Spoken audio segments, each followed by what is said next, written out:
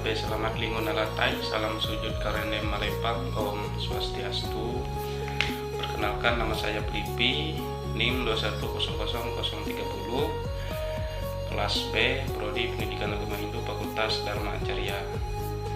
Baiklah, pada kesempatan kali ini saya akan membuatkan tugas video, yaitu menjelaskan tentang Astanga Yoga, yaitu beserta bagian-bagiannya.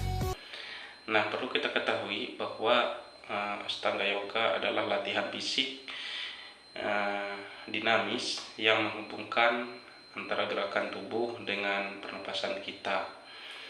Nah, kemudian Astanga Yoga juga mempunyai 8 tahapan yang untuk mencapai moksa. Astanga Yoga diajarkan oleh Maharishi Patanjali dalam bukunya Yoga Sutra Patanjali.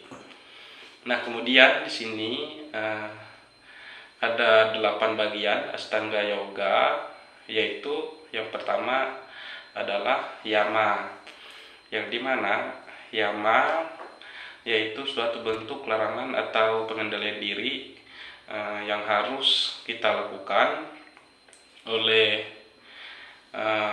seorang dari segi jasmani, misalnya dilarang membunuh atau yang bisa disebut dengan ahimsa, kemudian dilarang berbohong yang disebut dengan satya, kemudian pantang mengingini sesuatu yang bukan milik kita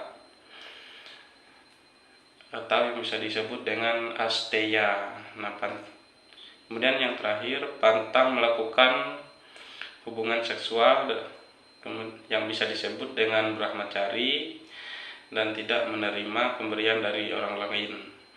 Nah, dari penjelasan yama ini dapat kita maknai di dalam diri kita bahwa kita sebagai umat manusia hendaknya tidak melakukan apa-apa yang dilarang dalam artian di penjelasan yama ini. Nah, kemudian bagian Astanga Yoga yang kedua yaitu nyama, yang dimana nyama ini yaitu bentuk pengendalian diri yang lebih bersifat rohani. Nah, misalnya sauca atau yang bisa disebut tetap suci lahir batin. Kemudian santosa, selalu puas dengan apa yang datang. Kemudian swadhyaya, mempelajari kitab-kitab keagamaan. Dan iswara pranidhana, yaitu selalu bakti kepada Tuhan. Artinya di poin yang kedua ini bahwa kita sebagai umat manusia yaitu tentunya tidak lupa daripada ajaran-ajaran Tuhan Yang Maha Esa. Nah, kemudian poin yang ketiga pada Astanga Yoga ini yaitu asana, yang dimana asana ini adalah sikap duduk yang menyenangkan bagi kita, teratur dan disiplin, yang bisa disebut silasana, padmasana, vajrasana, dan sukhasana.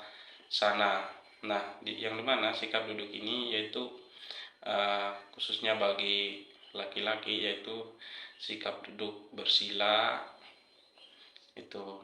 Kemudian yang keempat yaitu pranayama, yang dimana pranayama ini yaitu pengaturan pernapasan kita pada saat melakukan misalkan persembahyangan purnama, yaitu mengatur pernapasan sehingga menjadi sempurna melalui 3 jalan, yaitu puraka ataupun disebut dengan menarik napas, yaitu kemudian kumbhaka yaitu menahan napas, dan recaka yaitu mengeluarkan napas. Kemudian bagian Astanga Yoga yang kelima yaitu pratyahara, yaitu mengontrol dan mengendalikan indria dari ikatan objeknya sehingga orang dapat melihat hal-hal suci. Nah, pada poin yang kelima ini yaitu kita pada saat contohnya bersemedi, yaitu kita bisa mengendalikan indera kita, yaitu dari ikatan contohnya pemikiran-pemikiran yang negatif. Nah, sehingga kita dapat melihat hal-hal suci, membayangkan hal-hal positif. Nah, itulah yang dimaksud dengan pratyahara itu. Kemudian poin yang keenam yaitu dharana. Dharana ini yaitu usaha-usaha untuk menyatukan pikiran dengan sasaran yang diinginkan. Nah, ketika kita bersemedi, artinya dijelaskan ini kita dapat memfokuskan diri kita, pikiran kita, yaitu dengan sasaran yang kita inginkan, yang kita tuju. Contohnya misalkan kita memikirkan sesuatu yang positif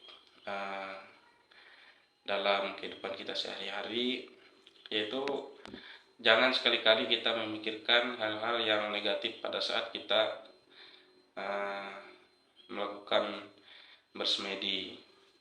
Nah, kemudian poin yang ketujuh pada Ashtanga Yoga ini yaitu dhyana, yang dimana dhyana yaitu pemusatan pikiran yang tenang, tidak tergoyahkan kepada suatu objek. Dhyana dapat dilakukan terhadap ista dewata. Nah, sama halnya dhyana ini yaitu pemusatan pikiran kita sehingga kita dapat merasa tenang, kita tidak tergoda, tidak tergoyahkan oleh orang lain, oleh suara-suara lain, sehingga kita dapat terfokuskan kepada apa yang kita pikirkan. Kemudian yang kedelapan yaitu semedi. Nah, semedi ini yaitu penyatuan Atman, atau yang bisa disebut dengan sang diri sejati dengan Brahman.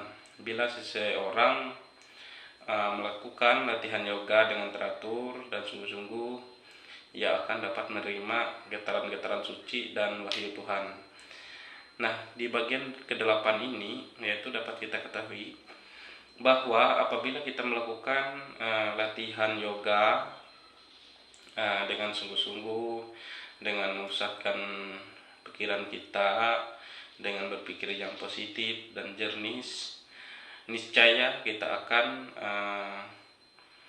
dapat menerima getaran-getaran suci, memikirkan hal-hal positif, dan kita juga dapat merasakan bahwa apa yang kita pikirkan itu akan menjadi nyata.